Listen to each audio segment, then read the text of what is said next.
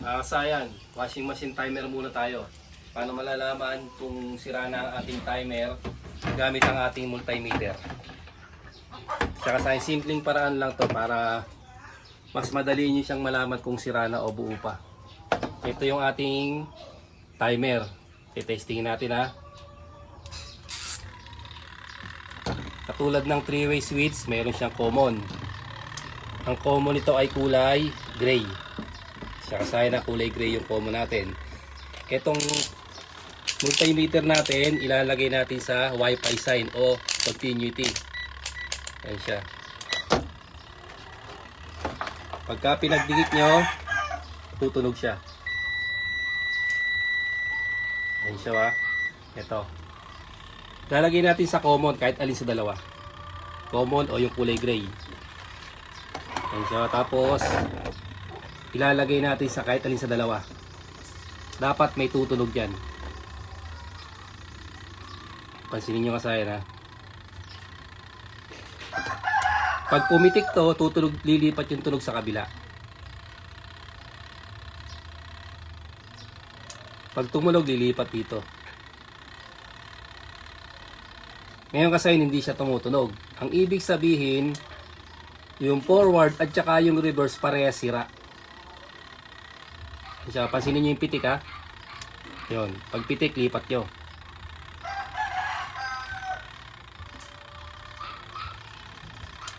Pumitik na naman, lipat natin, walang tumutunog. Sasayin na, ibig sabihin ito ay sira na.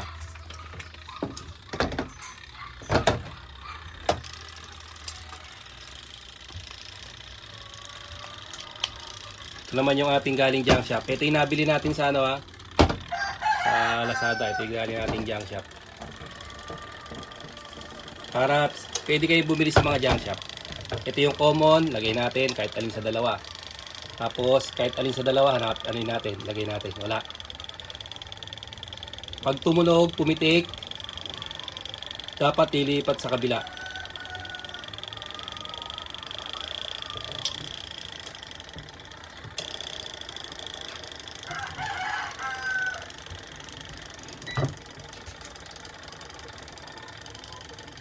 Tayin muna natin yung sawa para ito, pag buo pa yung timer nyo, huwag gagawin to ha.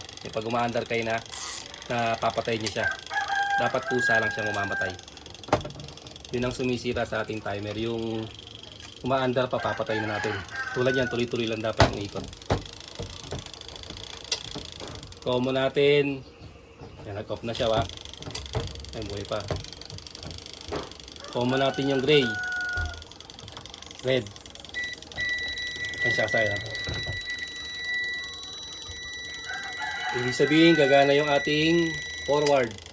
Pag nawala dito, lilipat dapat sa kabila yan. Pansinin nyo yung tunog dito ha.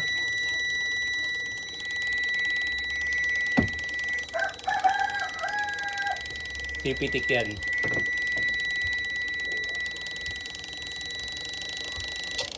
Lilipat na yan dito sa kabila.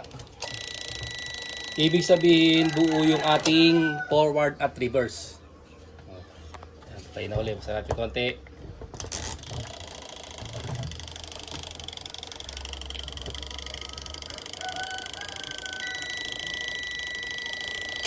Diyan sa'yo, nalipat sa kabila.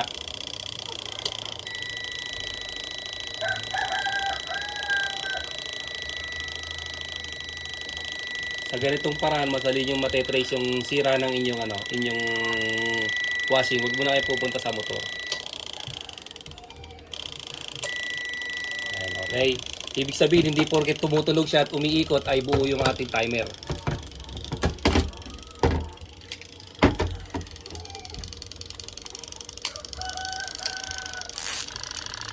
Ayan. Pansinin nyo ha. Umiikot yan. Pero pansinin nyo, wala oh. Pumipitik din siya. Yan. Okay. Wala. Itatry natin.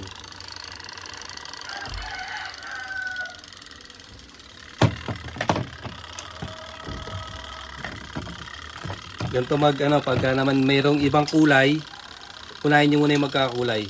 Kasi ang common nito ay orange. Unahin nyo lang yung magkakakulay ha. Magkakulay dito ay red, blue, tapos orange saka gray.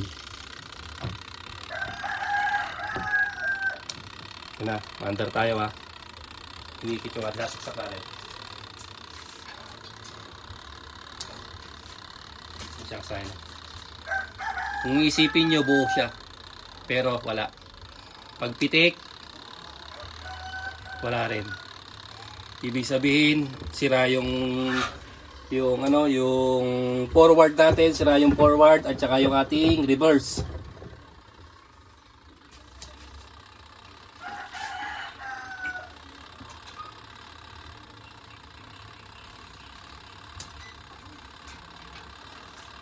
Unplug nyo lang bago kayo maglalagay ng wire kasi hindi naman tayo hindi tayo naka 12 volts. 220 volts tayo.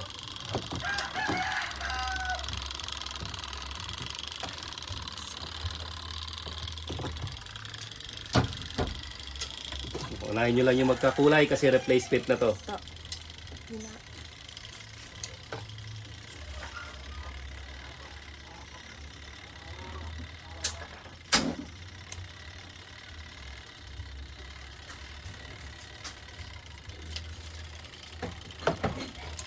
Magkakulay.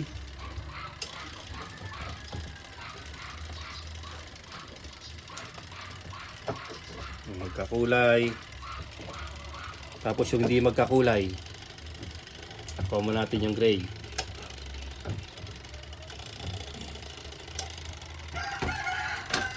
Tayo na natin to, sira na naman to eh. Huwag yung gagawin yan ha. Ibawa, umaandar siya, tapos papatayin nyo. Yun, nakakasira ang timer. Tayo nyo lang siyang mamatay. Kaya umaandar tayo, saksak natin.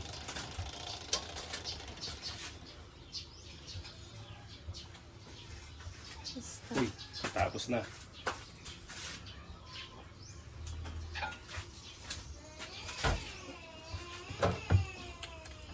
Multimeter lang kasayan para napakadali lang niya.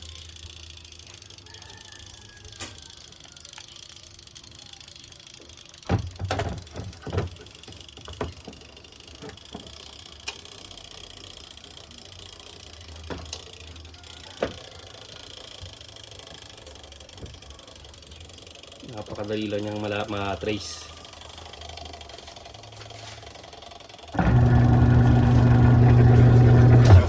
Under na siya ha. Lilipat sa kabila. Pagtunog ng ating timer.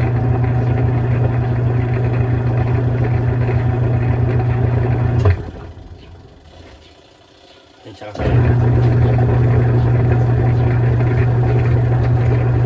Tandaan nyo kasi na ang gagamitin nyo lang dito ay continuity or wifi sign.